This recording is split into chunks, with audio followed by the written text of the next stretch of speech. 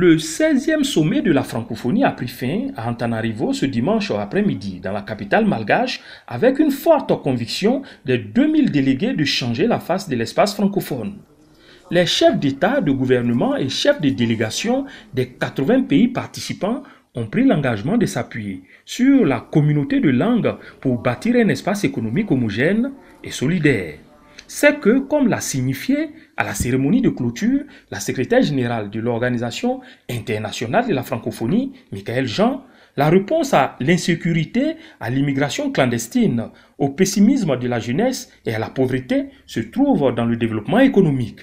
Il s'agit de donner surtout de l'espoir aux jeunes et aux femmes dans une communauté plus juste dans la répartition des richesses. C'est pourquoi la première action après ce sommet sera de renforcer l'entrepreneuriat en favorisant les initiatives économiques portées par les jeunes et les femmes.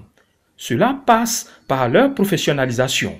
Des centres incubateurs seront installés dans les pays en voie de développement après le centre pilote de Antananarivo en activité.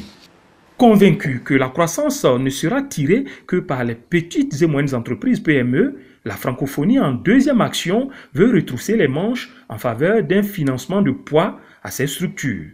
Troisièmement, les chefs d'État et de gouvernement entendent mettre les opérateurs économiques en liaison. L'avantage est de détecter les zones de production et les marchés d'écoulement.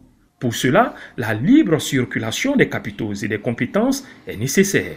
La quatrième recommandation porte sur l'aide à la labellisation des productions de sorte à capter de nouveaux marchés plus exigeants. Au terme des travaux, il a été décidé que dans 2 ans, en 2018, le navire francophonie, désormais piloté par le président malgache Eri, parte des côtes de cette île de l'océan Indien pour accoster en Arménie, ancien État de l'Union soviétique, où se tiendra le 17e sommet avant la Tunisie en 2020.